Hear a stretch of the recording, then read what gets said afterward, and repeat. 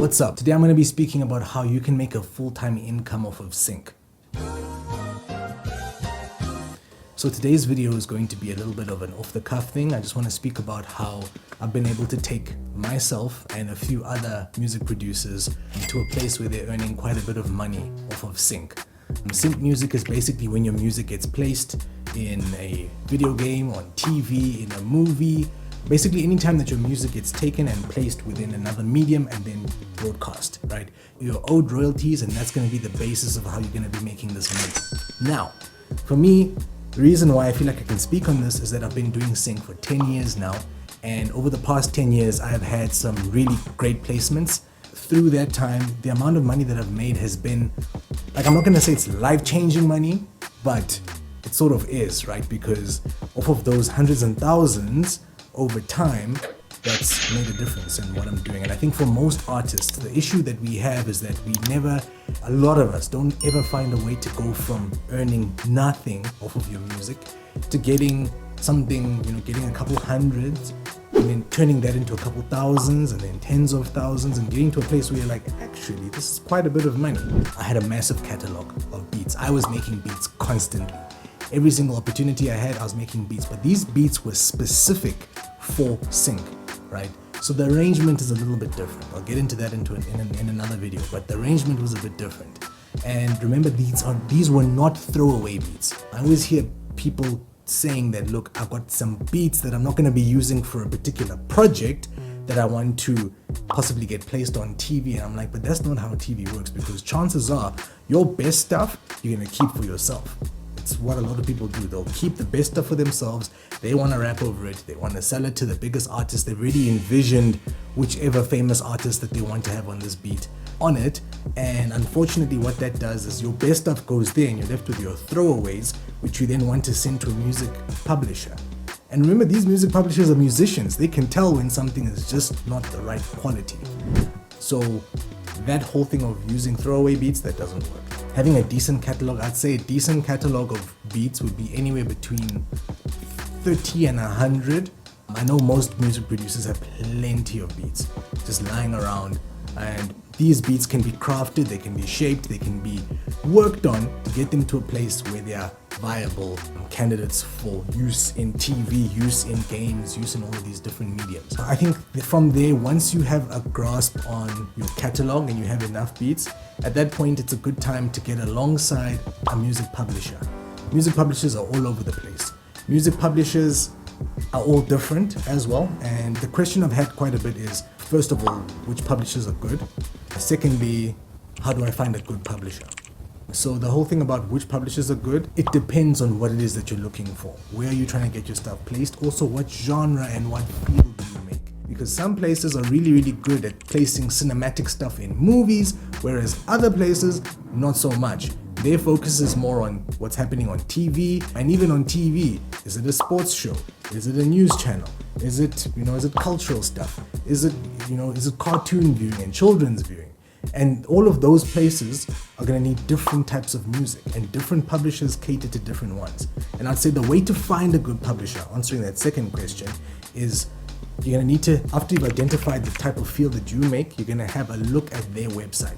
Usually on their websites, a good publisher will have a website with a lot of their music on it. Basically, it's like a storefront. They want to sell themselves, they want to sell their composers' music, so they will make playlists for people. And even if it's not playlists, they'll have their music and they'll have their genres. They've got their systems as to how they lay their stuff out on their website. You go through it as a composer and say, does this music vibe with what I'm doing? Is it either a similar genre? Is it a similar sound? Does it cater to the type of people I want to cater to with my music?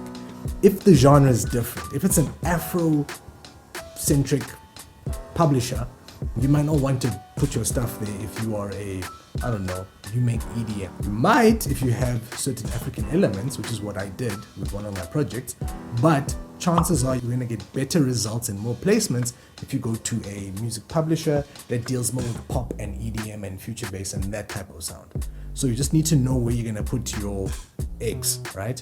Speaking of which, you will then want to figure out how you can diversify. But before we get to diversification, you're going to focus on getting those first 1 or 2 really good publishers that resonate with what you do, and you're going to craft an email to them. That email is going to be very basic. You're going to ask them whether or not they're looking for new music, are they looking for new composers.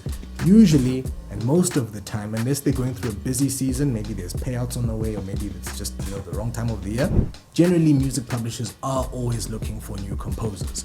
You'll tell them who you are, what you've been doing, any of your credentials, any of the stuff that you do, primary genres. So now don't list everything, because then you just make yourself look terrible. Don't say I do this and that and that.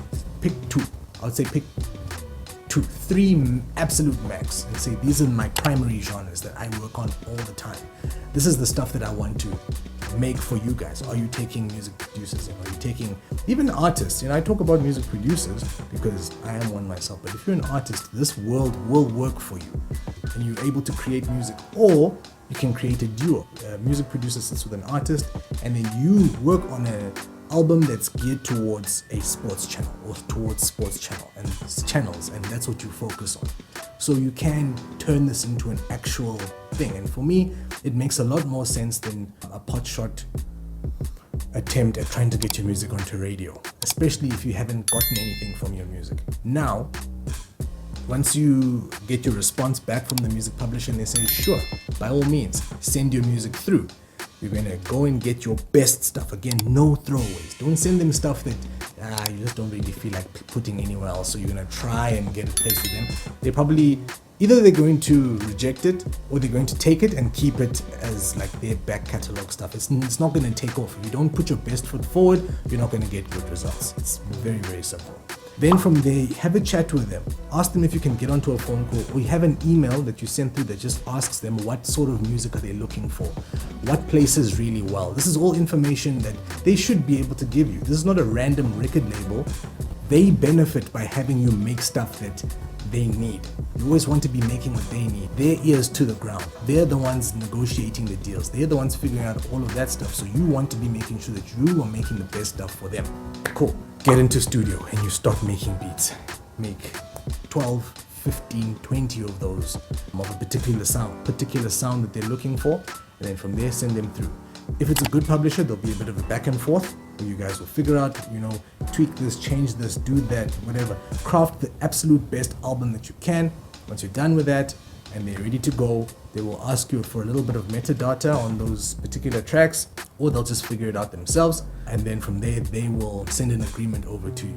Percentages vary, but you just want to ensure that if you are working with someone on the beats, that everybody's represented on the making of that beat. You don't want people angry later down the line.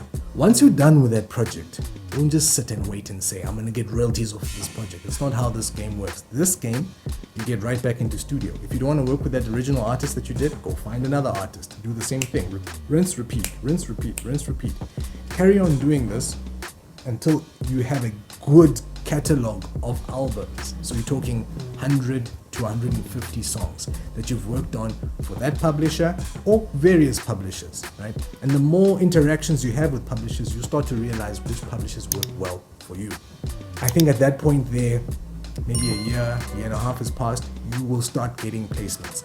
Is the money great in the beginning? Not really, but as with most things, you need to start from somewhere. Over the years, as you continue making, you will get big placements here and there. Continue working. Those big placements are great, but that's not your bread and butter. Your bread and butter is making sure that you get those constant small placements everywhere. That's going to result in you getting a lot of money, right, at the end of the day. So diversify, eggs in different baskets, make sure that you're working hard, working consistently, and ensure that you keep at it, knowing that this is a long-term game. It's not going to work in the space of a year or 2 years. This is a 5 to 10 year game, but its results of those 5 to 10 years will span 20, 30 years. And for me, that's future thinking, and that's just a smart thing to do.